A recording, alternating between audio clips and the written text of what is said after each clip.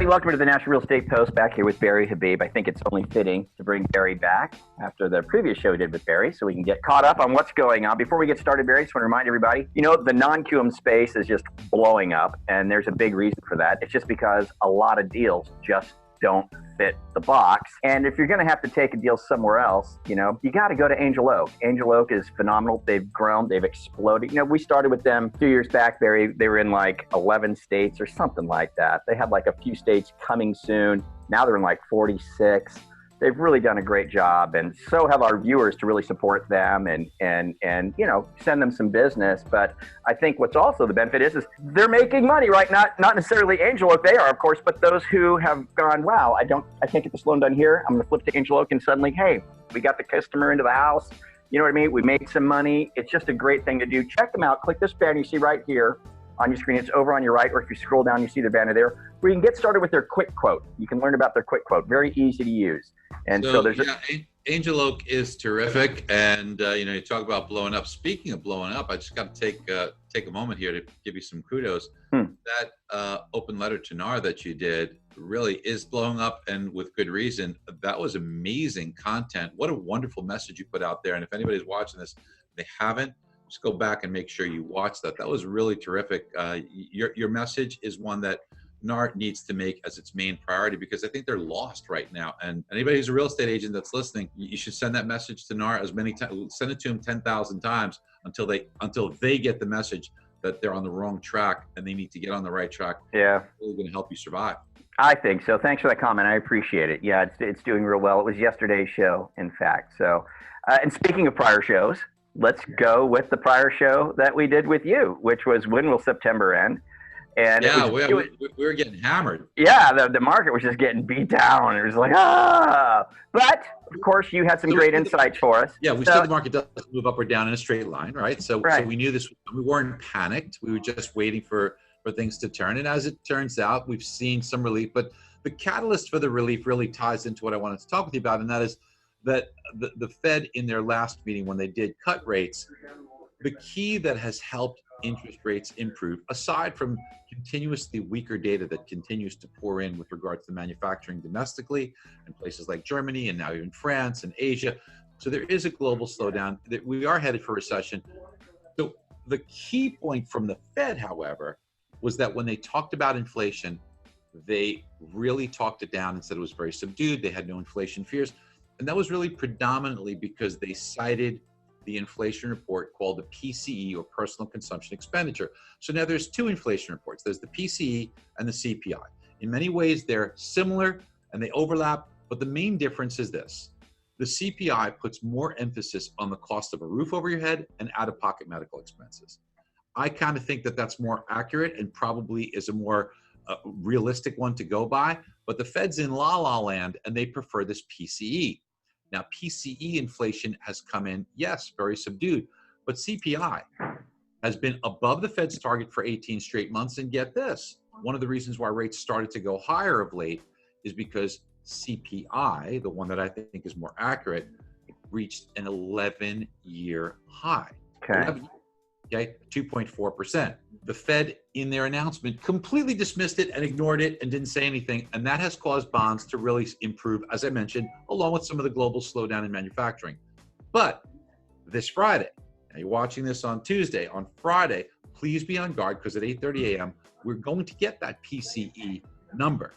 And if PCE to some degree follows suit with CPI and now reaches higher levels, the Fed can't BS that one. They've got to face up to it and say, hey, there is some inflation out there. The market won't like that, and we could be in for some turbulence there. So I think we're okay between now and then, because the only news is housing data, which should come in really good. But I'm a little worried about Friday's PCE number, so I'd probably be a little more cautious ahead of Friday's number. Can you pull up the charts and kind of show us what happened since the last time, and kind of what you think your thoughts are, looking to Friday? When we take a look at the charts here, you can see that when we take a look at the 10-year Treasury, and you go back to, here's the Fed, and we've slowly but surely started to come down. We actually came to this double floor here between what's called the Fibonacci level, you've heard me say that before, and the 50-day moving average. It was difficult to break, but now that's broken.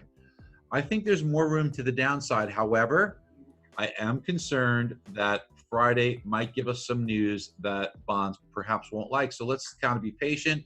The next couple of days we should be okay. And then maybe we start worrying about this and playing it safer. You can see the 10-year treasuries come down and we're in pretty good shape here. So I'd watch that kind of carefully. Okay, so, and again, guys, this is recorded on Monday, so you're watching this on Tuesday, so, anything could happen between now and then. So just keep your eye on what's going on directly with Mortgage, MBS Highway, rather. If you're not a part of MBS Highway, go ahead and click down below to get started with them for 2 weeks for free. And I saw you kind of brought up what I wanted to go to next is some exciting stuff coming out here from you. You're working on a new project. And I'd like to get some information on it. Why don't you tell us what's going on here? What do you got cooking?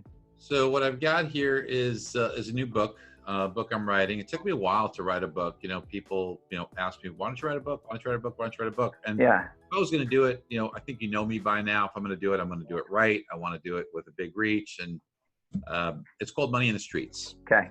I'm very proud of it. The manuscript's pretty much done. A select few people, you're one of them, have inside track and they're able to see it. It's not completely finalized yet. There'll be some edits.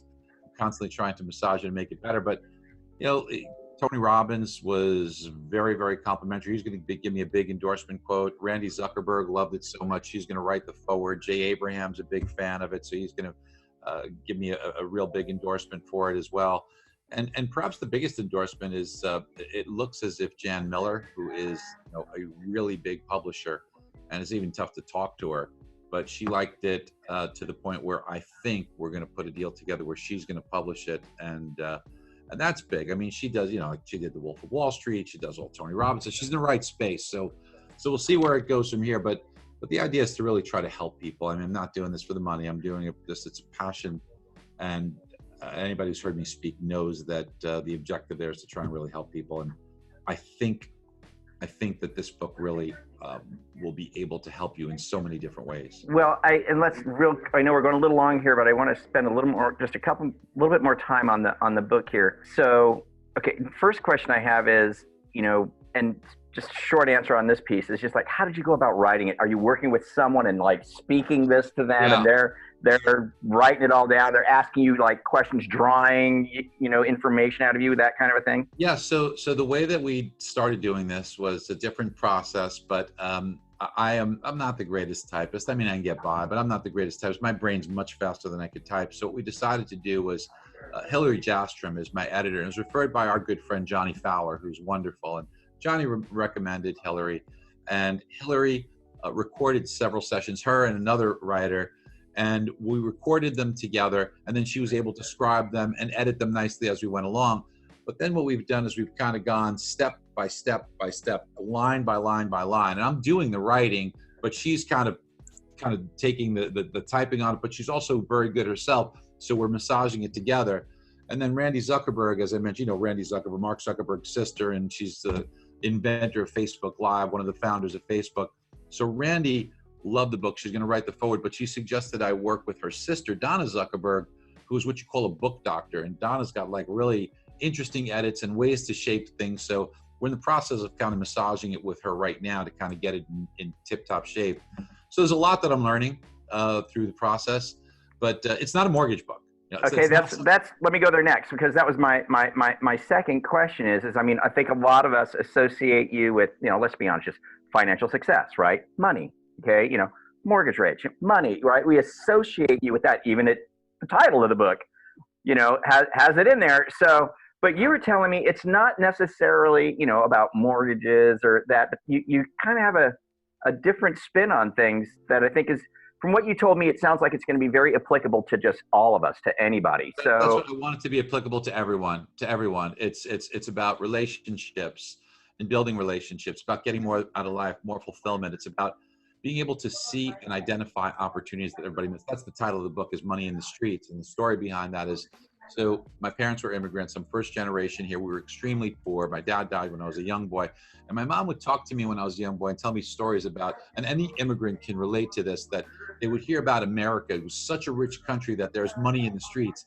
And later on, she would tell me, like, how ridiculous is that? And it was almost sad that people would be told that and believe that. But then one day after I started to do some entrepreneurial stuff, I remember sitting down with my mom and saying, you know, Mom, it is true. There is money in the street. You just have to know how to pick it up. And a lot of the book is how to identify those opportunities, to capitalize them, to build your business, to build your brand. But it's not just that. It's a lot of personal stuff. It's a lot of relationships. It's a lot of perspective, the way to look at things, overcoming adversity, overcoming fear. A lot of the things that people can definitely relate to. I am no Superman out there. You know, I'm very vulnerable, talk about a lot of my screw ups, a lot of my mistakes, and how, for me, I was able to deal with these things and in many cases overcome them, not because I had this ability to do it where I was, you know, but it was really challenges for me. And hopefully people can relate to that and they can overcome their personal challenges by looking at things differently and using some of these tools and techniques. Looking forward to the real copy coming out. Looking forward to diving into my pre-release. It's going to be great. So thanks for being with us today, Barry. Really appreciate you being here. As always, you guys do us a favor. Connect with Barry through MBS Highway. There's a link down below to get started if you haven't already. And leave your comments down below. Barry will answer them if he can. He's a busy guy, but if he can, he'll answer them. With that, you guys have a great day, and we'll catch you later here at the National Real Estate Post. Thanks, brother. See ya.